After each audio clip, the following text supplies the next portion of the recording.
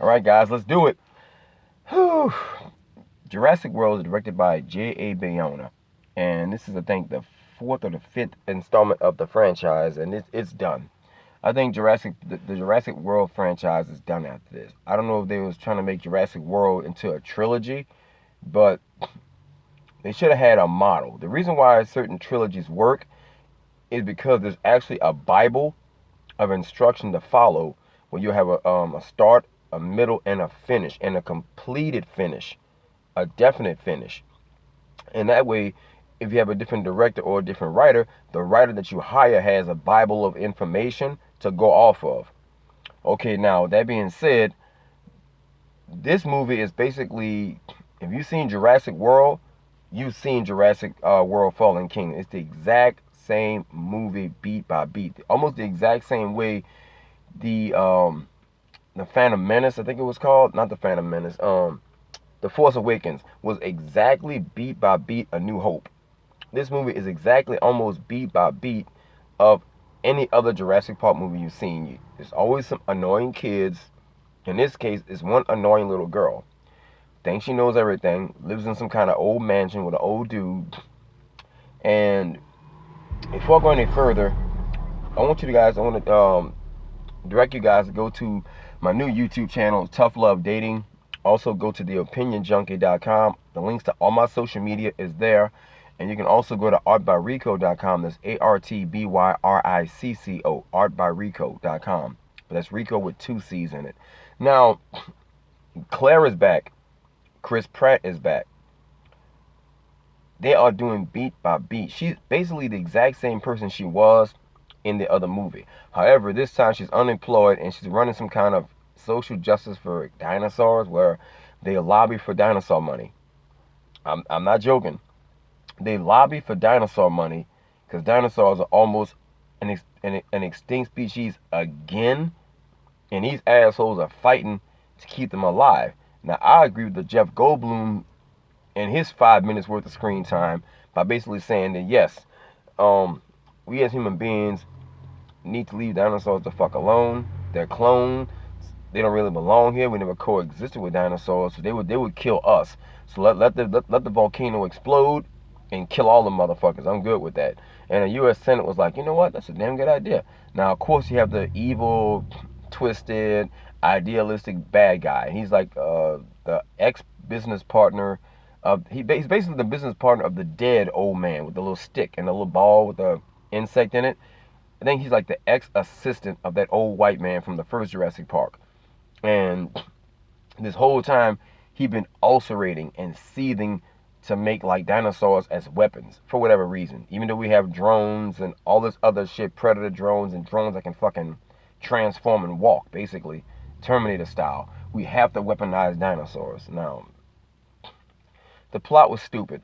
Now you have the two comic relief characters are this Asian white girl or like some kind of really weird social justice lesbian type of, I'm not gonna say she's a lesbian, but she's basically one of these kind of feminist girls who don't need no help from a dude.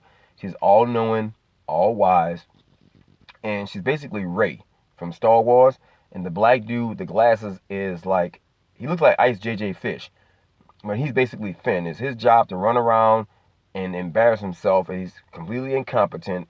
He's supposed to be some kind of computer hacker or whatever he's supposed to be, and it's one of these things where him and the girl get in these little stupid situations, and it's always him screaming for help. And some girl got to come from somewhere and pull his ass out of trouble. Now, my issue with that is if you've seen Rush Hour with Chris Tucker, you've seen what that movie was called.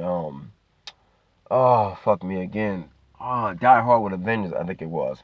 Where you had Bruce Willis doing all this cool shit, and you got the black dude screaming, through the whole movie, and the white guys like dragging him around. And of course, they have their moment to shine at the end of the movie. It's always that situation. And the same thing with Lethal Weapon, where you have a young Mel Gibson doing all this cool shit, and the black dude's always there to scream and holler, and the guy's gotta, the cool guy got to come out of nowhere and drag his ass to safety. That's the issue I didn't like with this movie because, you know, they want to you talk about progress, and being progressive. And then again, the black dude is once again the goofy ass comic relief to the whole movie. And the plot is dumb. And the new dinosaur is completely pointless. And I was in Burger King the other day talking to somebody about this, and the guy in Burger King had a fucking good plot idea that would have made better sense. And all the plot idea was that he said, what if a secret service or like a SEAL Team 6 kind of people was trying to go a after a weapons dealer, and they're on the trail of an arms dealer, but you think it's one of these God of War kind of guys like Nicolas Cage was, and kind of find out the twist of the plot twist at the movie would have been, instead of them trying to buy weapons, they broke in and found this dude was selling dinosaurs as weapons. That would have been a good plot twist or something to that effect. I forgot his whole breakdown made perfect sense. And the fact that this guy was doing it because his family was killed at Jurassic Park, almost like the guy did in I think it was in Marvel Civil War, the Baron Zemo character. His family got killed in Sokovia, I think it was called, and he wanted to get revenge on the Avengers, so he made them fight each other. Something to that effect. He had a damn good idea. I was like, that would have been a better plot than this dumb shit. The same genetically altered dinosaur once again, and now, of course, the dinosaur is running around a mansion. The mansion that this another old guy lives inside of another mansion, and the other half of this movie takes place in a fucking mansion. So if you've seen all the action shots in the commercials, you've seen this whole movie. The movie is long and boring. I mean, a lot of talking, a lot of explanation, a lot of exposition, a lot of unnecessary exposition, and really a lot of unnecessary action. Like, I like action to have a purpose and a meaning to it, not just action for action's sake, which is why certain movies that are low on action but good on character development do well, like a Reservoir Dogs or something like that. And Reservoir Dogs could be made with a bigger budget now, but it's not, a movie to be made that way. It's a robbery film, so of course you don't really need, like fucking what the movie was with Robert De Niro and Al Pacino, like Heat. It ain't gonna be like Heat, but the point that I'm making is Heat was a character-driven movie. Fast and the Furious was a big budget movie, but it was character-driven. It was character-based. You loved Tyrese, you loved Ludacris' character, even though it was wild, retarded action. It was the fact that you liked the characters themselves doing all that dumb, stupid, Grand Theft Auto shit.